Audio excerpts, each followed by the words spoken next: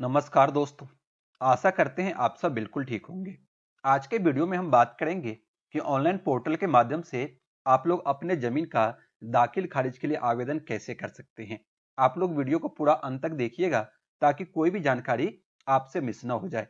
हम आपको पूरी जानकारी स्टेप बाय स्टेप बताएंगे कि कैसे आप अपना दाखिल खारिज का आवेदन ऑनलाइन कर सकते हैं, कौन कौन से दस्तावेज की जरूरत होती है और आवेदन करते समय आपको किन किन बातों का ध्यान रखना जरूरी है। पूरी जानकारी इस वीडियो में बताएंगे। उससे पहले अगर आप लोगों ने अभी तक वीडियो को लाइक नहीं किया है तो वीडियो को लाइक कर दीजिएगा। चैनल पर पहली बार आए हैं तो चैनल को सब्सक्राइब कर लीजिएगा। देखिए, दाखिल खारिज जो है एक बहुत ही महत्वपूर्ण प्रक्रिया है। जब तक आप लोग अपने जमीन का दाखिल खारिज नहीं करेंगे तब तक वह जमीन जो है आपके नाम से नामांतरण नहीं होगा और उस जमीन पर आपका संपूर्ण मालिकाना हक नहीं होगा। तो जमीन खरीदने के बाद जो है, जमीन रजिस्ट्री के बाद जो है, दाखिल खारिज करवाना बहुत ही अनिवार्य होता है। तो चलिए समझते हैं कि दाखिल खारिज के लिए ऑनलाइन आवेदन कैसे करना है। दाखिल खारिज के लिए आवेदन करने के लिए आपको सबसे पहले जो है बिहार सरकार के राजस्व एवं भूमि सुधार विभाग के ऑफिशियल पोर्टल पे आना है। इसका लिंक जो है आप लोगों को वीडियो के नीचे डिस्क्रिप्शन बॉक्स में मिल जाएगा, जहां से क्लिक करके सीधे आप लोग इस पोर्टल पर आ सकते हैं। इस पोर्टल पर आप लोग आएंगे तो यहाँ पर आपको एक ऑप्शन दिखेगा, ऑनलाइन दाखिल खारिज आवेदन करें। आप लोगों को इस वाले ऑप्शन पर क्लिक करना है।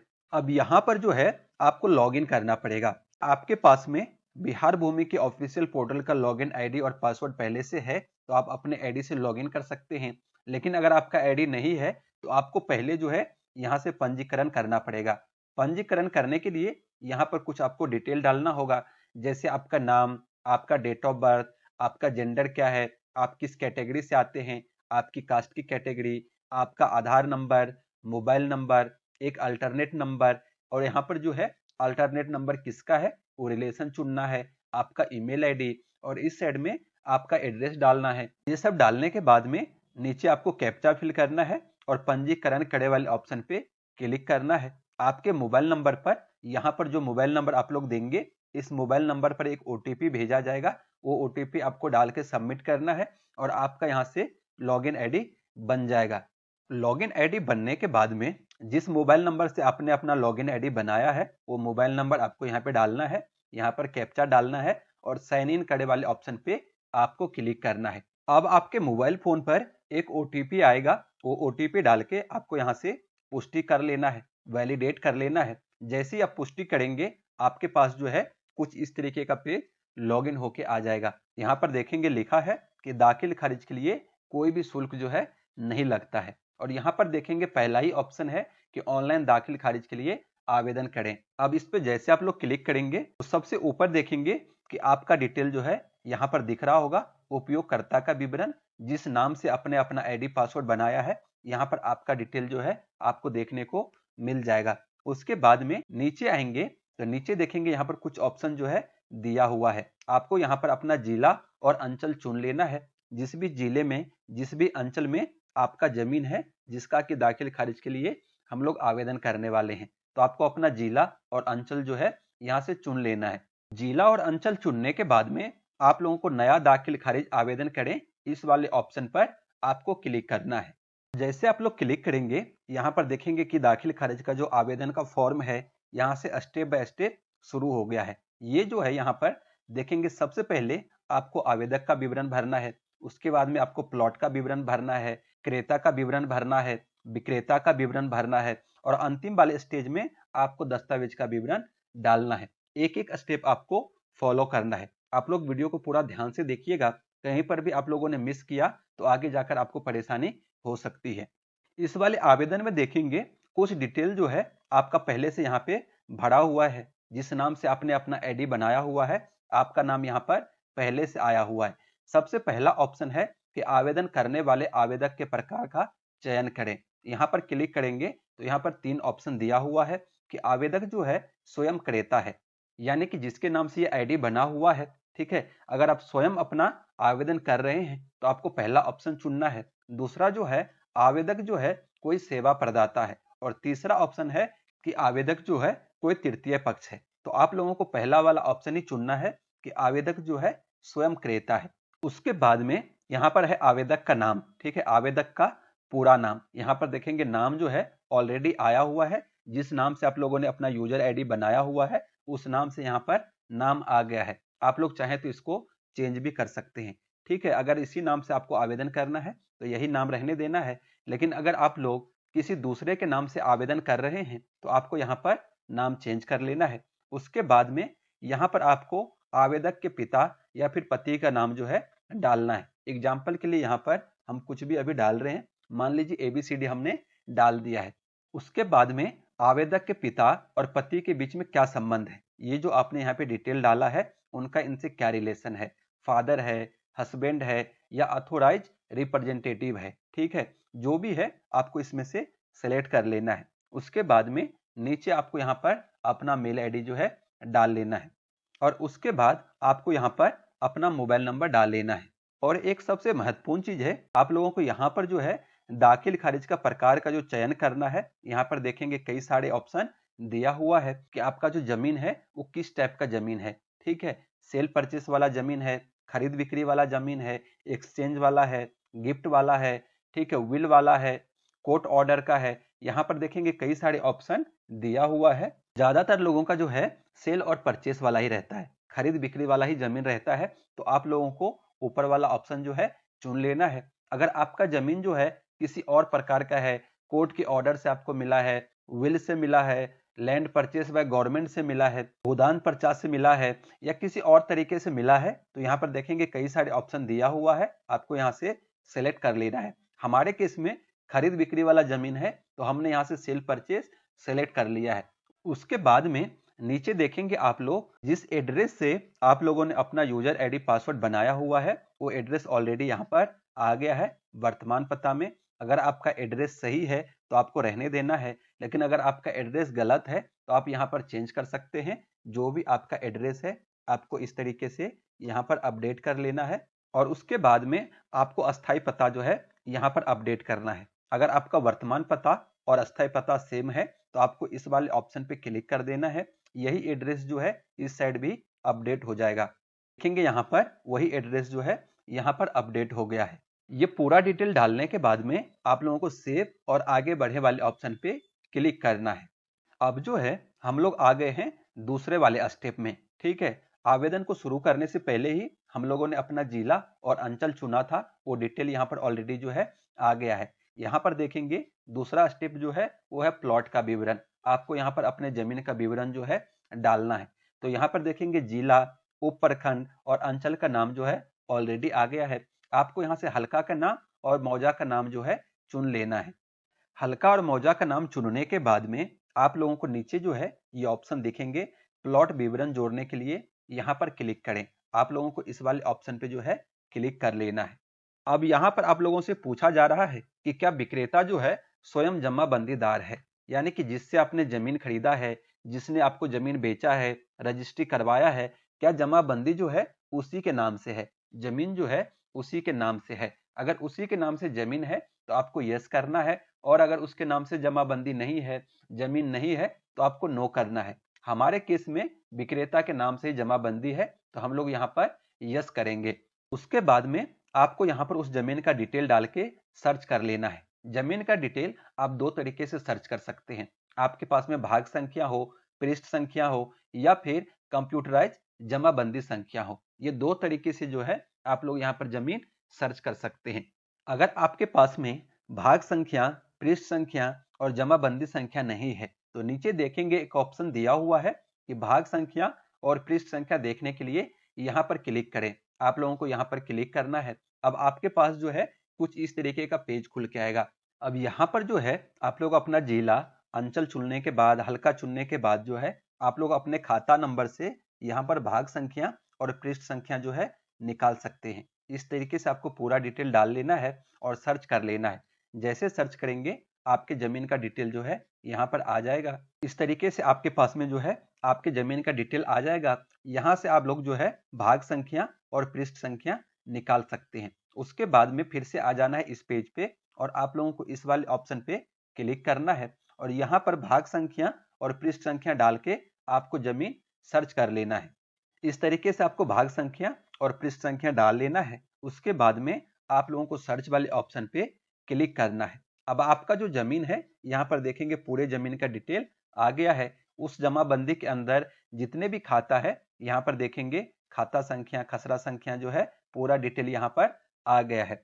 अब जिस भी खाता से आप लोग जमीन का खारिज करना चाहते हैं, ठीक है, मान लीजिए हम लोग जो है ये दूसरे वाले खाता से जमीन खारिज करना चाहते हैं, तो आप लोगों को इस वाले ऑप्शन में टिक कर लेना है। इस खाता में देखेंगे टोटल जमीन जो है 1 एकड़ 16.691 डिसमिल जमीन है। अब इसमें से आप लोगों ने कितना जमीन लिया है, अगर आपने पूरा जमीन खरीद लिया है तो आपको एज इट इज जो है यहाँ पर फिल कर लेना है। एकड़ वाले कॉलम में एकड़ का नंबर डालना है और डिसमिल वाले कॉलम में डिसमिल का नंबर डालना है।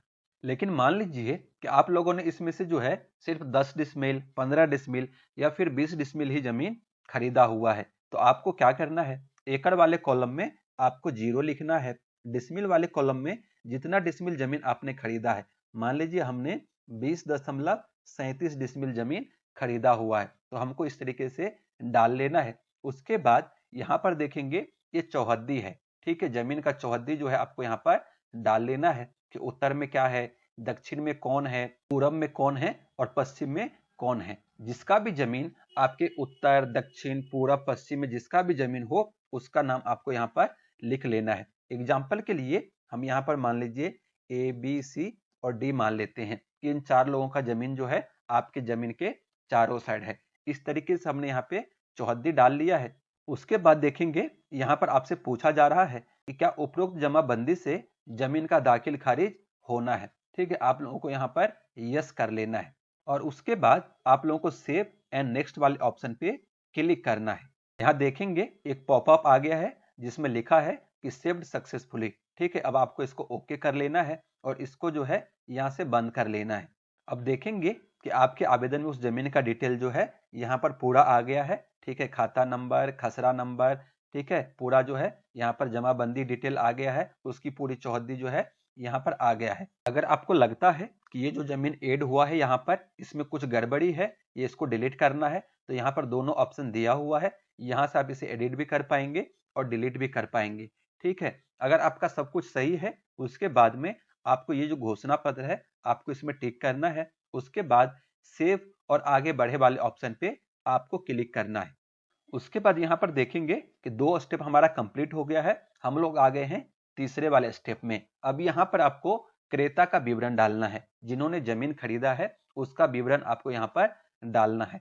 सबसे पहले आप लोगों को यहाँ पर क्रेता का प्रकार चुनना है कि क्रेता जो है रैयत है या कोई सरकारी विभाग है, ठीक है, तो हमने यहाँ पर रैयत चुना हुआ है, ठीक है। उसके बाद में यहाँ पर देखेंगे जमीन खरीदने वाले का नाम आ गया है, उनके पिताजी का नाम हमने यहाँ पर आवेदक के विवरण में ABCD लिखा था वो यहाँ पर आ गया है। उससे संबंध क्या है, पिता है, तो यहाँ पे पिता आ गया है। उसके बाद यहाँ से आपको कास्ट सिलेक्ट करना रहेगा, जाति, कि जो जमीन खरीदने वाला है क्रेता है वो कौन से जाति से है, तो आप कोई भी जाति, जिस भी जाति से बिलोंग करते हैं वो जाति आपको यहाँ पर चुन लेना है। उसके बाद यहाँ पर क्रेता का मोबाइल नंबर डालना है, पता डालना है और यहाँ पर जो है आधार नंबर डालना है।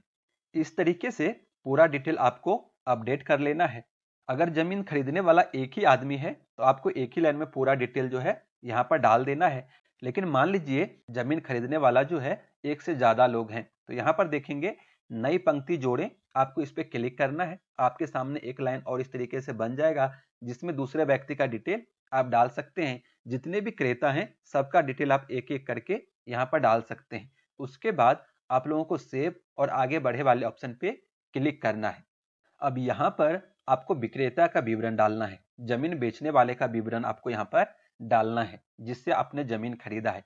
सबसे पहले आपको यहाँ पर नाम डालना है, तो नाम हम कुछ भी मान लेते हैं, XYZ है। आप लोगों को यहाँ पर जिससे भी आप जमीन खरीद रहे हो उसका नाम यहाँ पर डालना है। उसके बाद यहाँ पर अभिभावक का नाम डालना है, जिससे आप जमीन खरीदे हो उनके पिता या फिर पति का नाम क्या है, आपको यहाँ पर इस तरीके से डाल लेना है। उसके बाद यहाँ पर रिलेशन जो है आपको सिलेक्ट करना है। उसके बाद यहाँ पर जो है आपको विक्रेता का जाति चुनना रहेगा, ठीक है। उसके बाद उसका मोबाइल नंबर आपको यहाँ पर देना रहेगा। उसके बाद में यहाँ पर आप लोगों को एड्रेस देना रहेगा, तो जो भी उनका एड्रेस हो आपको यहाँ पर डाल देना है। उसके बाद यहाँ पर आधार नंबर जो है देना रहेगा। तो इस तरीके से जो है आपको विक्रेता का पूरा डिटेल यहाँ पर अपडेट कर लेना है। यहाँ पर नाम, यहाँ पर अभिभावक का नाम, संबंध, जाति, लिंग, मोबाइल नंबर, एड्रेस और आधार नंबर, ये पूरा डिटेल डालने के बाद में अगर जमीन बेचने वाला एक ही व्यक्ति है तो एक लाइन में पूरा डिटेल यहाँ से यहाँ आ गया है। लेकिन अगर जमीन बेचने वाला एक से ज्यादा व्यक्ति है तो यहाँ पर आप नई पंक्ति जोड़ करके दूसरे व्यक्ति का नाम डाल सकते हैं। पूरा डिटेल डालने के बाद में नीचे जो है सेव और आगे बढ़े वाले ऑप्शन पे क्लिक करना है। अब हम लोग आ गए हैं फाइनल स्टेज में, जहां पर आपको दस्तावेज जो है अपलोड करना रहेगा। तो सबसे पहले जो है आपको अपना रजिस्टर्ड डीड यहाँ पर अपलोड करना रहेगा, यानी कि रजिस्ट्री कॉपी आपको यहाँ पर अपलोड करना रहेगा। यहाँ पर आपको दस्तावेज का संख्या डालना है, जो भी रजिस्ट्री की कॉपी का नंबर है वो आपको यहाँ पे डालना है। किस तारीख को आप लोगों ने अपने जमीन का रजिस्ट्री करवाया है वो आपको यहाँ पर डाल लेना है। उसके बाद में यहाँ पर आपको डीसीआरओ या एसआरओ का चयन करना है, यानी कि आपने जमीन जो है कौन से रजिस्ट्रार ऑफिस से करवाया हुआ है। जिस भी रजिस्ट्रार ऑफिस से आपने जमीन रजिस्ट्री करवाया है वो आपको चुन लेना है और यहाँ पर आपको अपने रजिस्ट्री की पीडीएफ कॉपी जो है अपलोड करना है। आपको ध्यान रखना है कि आपके रजिस्ट्री में जितने भी पेज हैं, 1 पेज, 2 पेज या 5 पेज है, आपको एक साथ ही एक ही पीडीएफ फाइल में सबको स्कैन करना है और ध्यान रखना है कि उस पीडीएफ की जो साइज है वो 1 MB से ज्यादा ना हो। उसके बाद नीचे जो है आपको दर केवाला अपलोड करना रहेगा, यानी कि जिससे आपने जमीन खरीदा है उसके पास में जो पुराना केवाला है, ठीक है, पुराना रजिस्ट्री कॉपी है, उसकी स्कैन कॉपी आप लोग यहाँ पर अपलोड कर सकते हैं। सेम इसी तरीके से जैसे हमने ऊपर अपडेट किया है, आपको यहाँ पर केवाला का नंबर डाल लेना है। उसके बाद में जब भी उन्होंने जमीन खरीदा था, रजिस्ट्री डेट है वो आपको यहाँ पर डाल देना है। उसके बाद में यहाँ पर जो है कौन से ऑफिस से उन्होंने जमीन की रजिस्ट्री करवाया है आपको यहाँ पर जो है इस तरीके से लिख लेना है और उसकी पीडीएफ कॉपी जो है आपको यहाँ पर अटैच करना है। इसमें भी आपको ध्यान रखना है कि रजिस्ट्री कॉपी की जितनी भी पेज हो, दर केवाला का जितना भी पेज है, आपको एक ही पीडीएफ में सारे डॉक्यूमेंट जो है अपलोड करने हैं। उसके बाद में अगर आपके पास में जमीन का कोई और डॉक्यूमेंट है, ठीक है, ऊपर वाले जो डॉक्यूमेंट है आपके पास नहीं है, आपके पास में कोई और डॉक्यूमेंट है, जैसा कि मान लीजिए आप लोगों के पास में दर केवाला नहीं है, आपके पास में उस जमीन का रसीद है, ठीक है, तो आप लोग रसीद की कॉपी यहाँ पर अटैच कर सकते हैं या कोई और दस्तावेज हो तो यहाँ पर आप लोग अटैच कर सकते हैं। और यहाँ पर ध्यान रखना है कि पीडीएफ का जो साइज है वो 500 KB से ज्यादा ना हो।